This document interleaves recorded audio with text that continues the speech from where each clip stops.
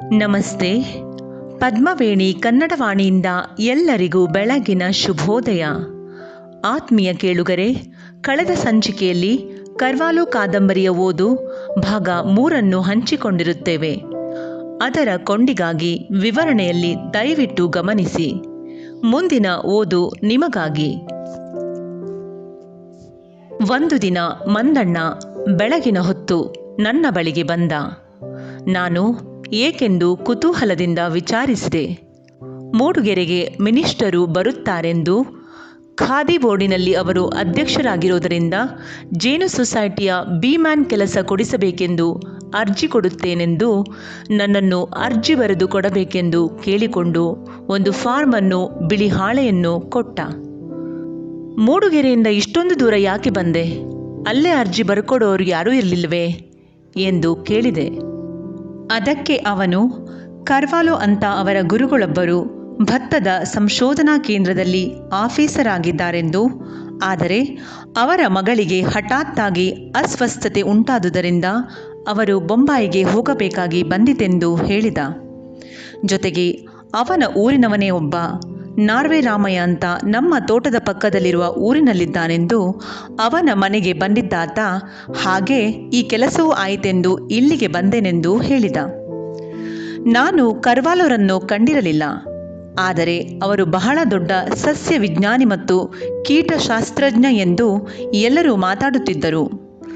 ದೊಡ್ಡ ದೊಡ್ಡ ಕಾಫಿ ಪ್ಲಾಂಟರುಗಳ ಸಭೆ, ಮದುವೆ ಮುಂತಾದವುಗಳು ನಡೆದಾಗ ತಮ್ಮ ದೊಡ್ಡಸ್ತಿಕೆಯನ್ನು ಸಂಭಾಷಣೆಯಲ್ಲಿ ತೋರಿಸಿಕೊಳ್ಳಲು ಕರ್ವಾಲೋ ತಮಗೆ ಗೊತ್ತು ಎಂದೋ, ಅಥವಾ ಕರ್ವಾಲೋ ಹಾಗೆ ಹೇಳಿದರು ಹೀಗೆ ಹೇಳಿದರು ಎಂದೋ ಮಾತಾಡುತ್ತಿದ್ದರು. ಅಂತೂ ಈ ಎಲ್ಲದರಿಂದ ನಾನು ಕರ್ವಾಲೋ ಎಂದರೆ ಭಾರೀ ದೊಡ್ಡ ಮನುಷ್ಯರೆಂದು ತಿಳಿದಿದ್ದೆ. ಆದರೆ ಮಂದಣ್ಣ ಅವರು ತಮ್ಮ ಗುರುಗಳು ಎಂದಾಗ ನಂಬಲಾಗಲಿಲ್ಲ. ಈ ಮಂದಣ್ಣನು ತನ್ನ ಹೆಡ್ಡತನ ಮಂದ ಬುದ್ಧಿಗಳನ್ನು ಮುಚ್ಚಿಕೊಳ್ಳಲು ತನ್ನ ಗುರು ಕರ್ವಾಲೋ ಎಂದು ಹೇಳುತ್ತಿದ್ದಾನೆಂದು ತಿಳಿದೆ. ಮಂದಣ್ಣನ ಊರಾದ ನಾರ್ವೆ ನನ್ನ ಮನೆ ಎದುರುಗಡೆ ಹಲವು ಮೈಲಿಗಳ ದೂರದಲ್ಲಿ ಕಾಣುವ ಸಹ್ಯಾದ್ರಿ ಶ್ರೇಣಿಗಳ ತಪ್ಪಲಿನಲ್ಲಿ ಇತ್ತು.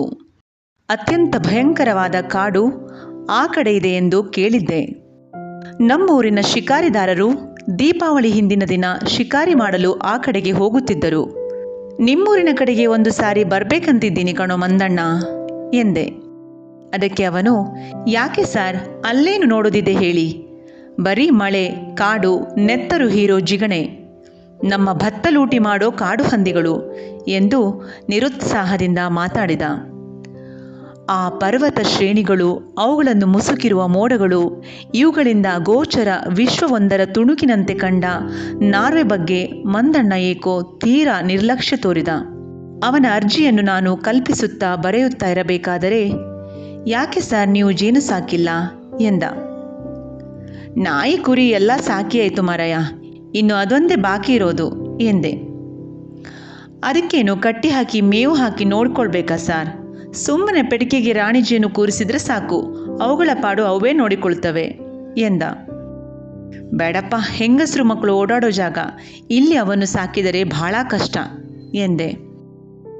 ಮಂದಣ್ಣನ ಭಯಕ್ಕೆ ನಸುನಕ್ಕು, ಅವೇನು ಮಾಡ್ತವೆ ಸಾರ್, ತಿಂಗಳಿಗೊಂದು ಸಾರಿ ಡಬ್ಬಿ ತೆಗೆದು ನೋಡಿಕೊಂಡ್ರೆ ಸಾಕು, ಬೇಕಾದರೆ ನಾನು ಆ ಕೆಲಸ ಮಾಡ್ತೀನಿ, ಭೀಮನ್ ಕೆಲಸ ಅಂದ್ರೆ ಅದೇ ತಾನೇ ಎಂದ.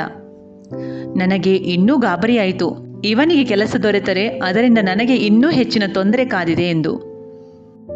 ಮಾರಾಯ, ನೀನು ಬೇಕಾದರೆ ಆ ಕೆಲಸ ಮಾಡು, ಆದರೆ ನನಗೆ ಮಾತ್ರ ತೊಂದರೆ ಕೊಡಬೇಡ. ವರ್ಷಕ್ಕೆ 1 ಟಿನ್ ಜೇನುತುಪ್ಪ ಕೊಡಿಸಿಬಿಡು. ಇಂಥ 100 ಅರ್ಜಿ ಬೇಕಾದರೂ ಬರೆದು ಕೊಡ್ತೀನಿ. ಅದು ಬಿಟ್ಟು ಇಲ್ಲೇ ಏನಾದರೂ ಆ ನಿನ್ನ ಅನಿಷ್ಟ ಜೇನುಗಳನ್ನು ತಂದು ಬಿಟ್ಟಿಯೋ, ನಿನಗೆ ಆ ಕೆಲಸ ಕೊಡದ ಹಾಗೆ ತಳ್ಳಿ ಅರ್ಜಿ ಬರೆಯುತ್ತೇನೆ ಎಂದೆ. ನನ್ನ ಜೇನಿನ ಮೇಲಿರುವ ಭಯ ಕೋಪಗಳನ್ನು ನೋಡಿ ಮಂದಣ್ಣನಿಗೆ ಜೋರಾಗಿ ನಗು ಬಂತು. ನಾನು ಅರ್ಜಿ ಬರೆದು ಅವನಿಗೆ ಕೊಟ್ಟೆ. ಕೆಲಸ ಯಾವುದಾದ್ರೂ ಖಾಲಿ ಇದೆಯಾ ಮಂದಣ್ಣ? ಕೆಲಸ 3 ವರ್ಷದಿಂದ ಖಾಲಿ ಇದೆ ಸಾರ್, ಯಾರನ್ನು ಅಪಾಯಿಂಟೇ ಮಾಡಿಲ್ಲ. ಏನೋ ಒಂದು ಕೆಲಸ ಸಿಕ್ಕಿದ್ರೆ ಈ ವರ್ಷ ಮ್ಯಾರೇಜು ಆಗಬೇಕೆಂದಿದ್ದೀನಿ ಎಂದ. ಓ, ಹಾಗಿದ್ರೆ ಸದ್ಯ ನಿನ್ನ ಮ್ಯಾರೇಜು ಪತ್ರಿಕೆನೂ ಬರ್ಕೊಡ್ಬೇಕಾಗತ್ತೆ ಅನ್ನೋ ಎಂದೆ. ಮಂದಣ್ಣ ಪರಮಾನಂದದಿಂದ ಹಲ್ಕಿರಿಯುತ್ತಾ, ಏನೋ ತಮ್ಮ ಬಾಯಾಗೆ ಬೆಳಗಿನ ಹೊತ್ತಿನಲ್ಲಿ ಬಂದಿದೆ ಸಾರ್, ಲಕ್ಷ್ಮಣ ನೋಡಿ, ನನ್ನ ವಯಸ್ಸೇ ಆದರೂ ಅವನು ಒಕ್ಕಲಿಗ ಅಂತ ಬೇಗ ಕೆಲಸ ಸಿಕ್ಕಿ ಮ್ಯಾರೇಜು ಆಗಿ ಒಂದು ಮೊಗಾಣೂ ಆಯಿತು ಎಂದ. ಅನಂತರ ಬರ್ತೀನೆಂದು ಹೇಳಿ ಹೋದ. ಮರೆಯಾಗುವವರೆಗೂ ಕಿವಿಯಿಂದ ಕಿವಿಯವರೆಗೆ ಹಲ್ಲು ಕಿರಿಯುತ್ತಲೇ ಇದ್ದ.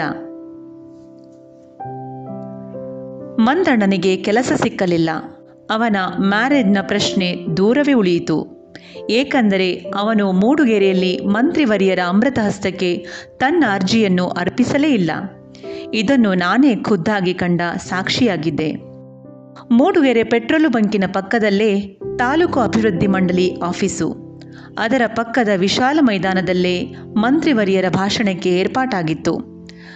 ಆಗಸ್ಟ್ 15ನೇ ತಾರೀಕಾದುದರಿಂದ ಭಾರತ ಧ್ವಜ ಏರಿಸಿ ಅನಂತರ ಮಂತ್ರಿಗಳ ಭಾಷಣ, ಸಾರ್ವಜನಿಕರಿಂದ ಅಹವಾಲುಗಳ ಸ್ವೀಕಾರ ಇತ್ಯಾದಿಗಳು ಕಾರ್ಯಕ್ರಮದ ಪಟ್ಟಿಯಲ್ಲಿದ್ದವು. ನಾನು ಬೆಳಿಗ್ಗೆ ತೋಟದಲ್ಲಿ ಔಷಧ ಸಿಂಪರಣೆ ಮಷೀನಿಗೆ ಪೆಟ್ರೋಲು ತರಲೆಂದು ಮೂಡುಗೆರೆಗೆ ಹೋಗಿದ್ದೆ. ಬಂಕ್ ಬಳಿ ಪೆಟ್ರೋಲು ತುಂಬಿಸಿಕೊಳ್ಳುತ್ತಿರಬೇಕಾದರೆ ಖಾಕಿ ಬಟ್ಟೆ ಹಾಕಿಕೊಂಡ ವ್ಯಕ್ತಿಯೊಂದು ನಮಸ್ಕಾರ ಸಾರ್ ಎಂದಿತು. ದಿಗಿಲು ಬಿದ್ದ ನಾನು ಹೌಹಾರಿ ಆ ಆಕೃತಿಯನ್ನು ಸೂಕ್ಷ್ಮವಾಗಿ ಗಮನಿಸಿದೆ. ನೋಡುತ್ತೇನೆ, ಮಂದಣ್ಣ.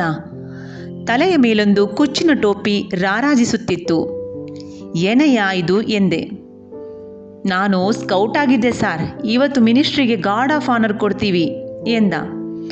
ಅವನ ಹಿಂದೆ ಒಂದಷ್ಟು ಜನ ಅದೇ ಬಟ್ಟೆ ಹಾಕಿಕೊಂಡ ಅವನ ಹೈಸ್ಕೂಲ್ ಮಿತ್ರರು ಬ್ಯಾಂಡು, ತುತ್ತೂರಿ, ಹಿತ್ತಾಳೆಯ ತಟ್ಟೆಯಂಥವು ಏನೇನನ್ನೋ ಹಿಡಿದು ನಿಂತಿದ್ದರು. ಎಲ್ಲ ನಮಸ್ಕಾರ ಹೇಳಿ ಮೈದಾನದತ್ತ ಅಭ್ಯಾಸವಿಲ್ಲದ ಬೂಟು ಕಾಲುಗಳನ್ನು ಅಸಡ ಬಸಡ ಬೀಸುತ್ತಾ ನಡೆದು ಹೋದರು. ಕೊಂಚ ಹೊತ್ತಿನೊಳಗೆ ಬಾವುಟದ ಕಾರೊಂದು ಭರ್ರನೆ ಧೂಳೆಬ್ಬಿಸುತ್ತಾ ಮೂಡುಗೆರೆ ಸರ್ಕಾರಿ ಟಿಬಿ ಕಡೆಗೆ ಹೋಯಿತು.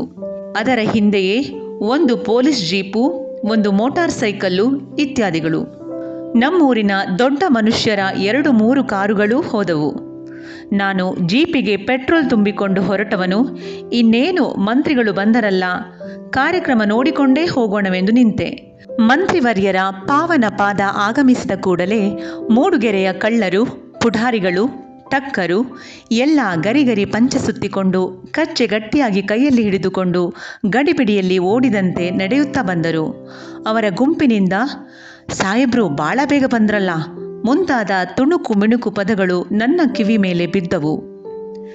ನಾನು ಬಂಕಿನ ಬಳಿಯೇ ಕಾಯುತ್ತಾ ನಿಂತಿದ್ದೆ. ಕೊಂಚ ಹೊತ್ತಿನ ತರುವಾಯ ಮಂತ್ರಿಗಳು ಟಿವಿಯಿಂದ ಮುದುರಿ ಕಟ್ಟಿದ್ದ ಧ್ವಜವನ್ನು ನೋಡುತ್ತಾ ಪಕ್ಕದವರ ಮಾತುಗಳಿಗೆ ಗತ್ತಿನಿಂದ ತಲೆದೂಗುತ್ತಾ ತಾಲೂಕು ಆಫೀಸಿನ ಎದುರು ಆಗಮಿಸಿದರು. ಕೆಲವರು ಸಾಲಾಗಿ ನಿಂತಿದ್ದರು, ಹಲವರು ಕುಳಿತಿದ್ದರು.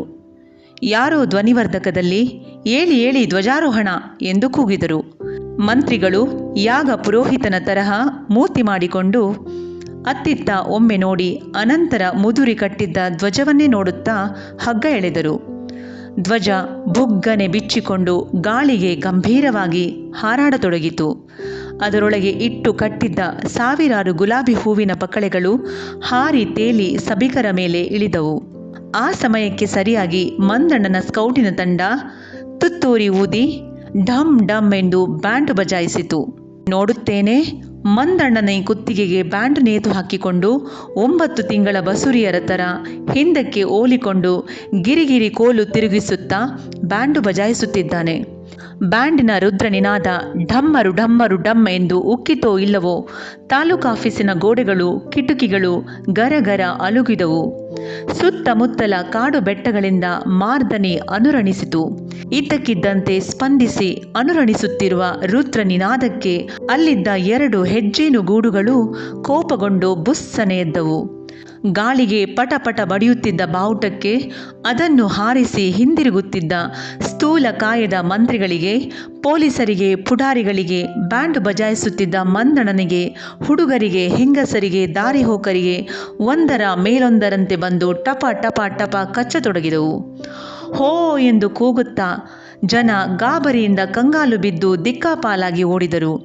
ಬ್ಯಾಂಡ್ ಹೊತ್ತುಕೊಂಡು ಓಡುತ್ತಿದ್ದ ಮಂದಣ್ಣ ಮುಗ್ಗರಿಸಿ ಬಿದ್ದು ಡ್ರಮ್ ದಡ ದಡ ಉರುಳಾಡಿಕೊಂಡು ಬೀದಿಯಲ್ಲಿ ಸಾಗಿ 1-2 ಪೋಲಿ ಗೂಳಿಗಳು ಪುಡಾರಿಗಳ ಜೊತೆ ಬಾಲ ಎತ್ತಿಕೊಂಡು ಓಡತೊಡಗಿದವು. ಮಂದಣ್ಣನ ಡ್ರಮ್ ಸದ್ದೆ ಇದಕ್ಕೆ ಕಾರಣವೆಂದು ಈಗ ನಾನು ಬರೆಯುತ್ತಿರುವುದಕ್ಕೆ ಕಾರಣ. ಅನಂತರ ನಾನು ಒಮ್ಮೆ ಕರ್ವಾಲರನ್ನು ಸಂಧಿಸಿದಾಗ ತಿಳಿದುಕೊಂಡದ್ದೇ ಹೊರತು ಈ ಅನಾಹುತ ನಡೆದಾಗ ಯಾರಿಗೂ ಏತಕ್ಕಾಗಿ ಈ ರೀತಿ ಜೇನು ಕಡಿದುವು ಎಂದು ಗೊತ್ತಾಗಲಿಲ್ಲ. ಇದೇನೆಂದು ಎಲ್ಲ ಅತ್ತಿತ್ತ ನೋಡುತ್ತಿರಬೇಕಾದರೆ ಪುಂಖಾನುಪುಂಖವಾಗಿ ಸಜೀವ ಬಾಣಗಳಂತೆ ಜೇನುಗಳು ಬಾರಿಸತೊಡಗಿದವು. ಕೆಲವರಂತೂ ಏನು ಎತ್ತ ಏನು ಕಾರಣ ಒಂದೊಂದು ತಿಳಿಯುವ ಗೋಜಿಗೆ ಹೋಗದೆ ಹೋ ಎಂದು ಅರುಚುತ್ತಾ ಗಲ್ಲಿ ಸಂದು ಗೊಂದು ಬಿಟ್ಟು ಓಡಿ ಹೋಗಿದ್ದರು. ಮಂತ್ರಿಗಳಿಗೂ ಸರಿಯಾಗಿ ಜೇನು ಕಚ್ಚಿ ಅವರ ಮುಖ ತುಟಿ ಎಲ್ಲ ಊದಿ ಜಾಮವಂತನಂತಿದ್ದ ಮೋರೆ ಹನುಮಂತನಂತಾದುದರಿಂದ ಪೊಲೀಸರು ಕೂಡಲೇ ಕ್ರಮ ಕೈಗೊಂಡರು. ಪೊಲೀಸರು ಪೇಟ ಬೀಳಿಸಿಕೊಂಡು ತಕ ತಕ ಕುಣಿಯುತ್ತಾ ಓಡುತ್ತಿದ್ದುದನ್ನು ಪರಮಾನಂದದಿಂದ ನೋಡುತ್ತಿದ್ದ 6 ಜನ ಹೈಸ್ಕೂಲ್ ಹುಡುಗರನ್ನು ಮಂತ್ರಿಗಳು ನಿರ್ಗಮನದ ಅನಂತರ ಅರೆಸ್ಟ್ ಮಾಡಿ ಸ್ಟೇಷನ್ಗೆ ಒಯ್ದು ಈ ಕಿಡಿಗೇಡಿಗಳದ್ದೇ ಕುತಂತ್ರ ಎಂದು ಥಳಿಸಿ ಅವರ ಮೇಲೆ ದೊಂಬಿ ಕೇಸು ಹಾಕಿ ಚಿಕ್ಕಮಗಳೂರು ಕೋರ್ಟಿಗೆ ವರ್ಷಾನುಗಟ್ಟಲೆ ಅಲೆಸಿದರು. ಜನಗಳು ಸಹ ಅವರ ಮೇಲೆ ಕೊಂಚವೂ ಸಹಾನುಭೂತಿ ತೋರಿಸದೆ ಹಾಗೆ ಆಗಬೇಕು ಅವರಿಗೆ, ಆ ಫಂಕ್ಷನ್ಗೆ ನಾನೂ ಹೋಗ್ಬೇಕಂತಿದ್ದೆ, ಹೋಗಲಿಲ್ಲ ಸದ್ಯ ಎಂದು ಬೈದರು. ಆತ್ಮೀಯರೇ, ಇದುವರೆಗೂ ನಮ್ಮ ಓದನ್ನು ಆಲಿಸಿದ್ದಕ್ಕೆ ಧನ್ಯವಾದಗಳು. ಮುಂದಿನ ಓದಿನಲ್ಲಿ ಮತ್ತೆ ಸಿಗೋಣ. ನಮಸ್ಕಾರಗಳು.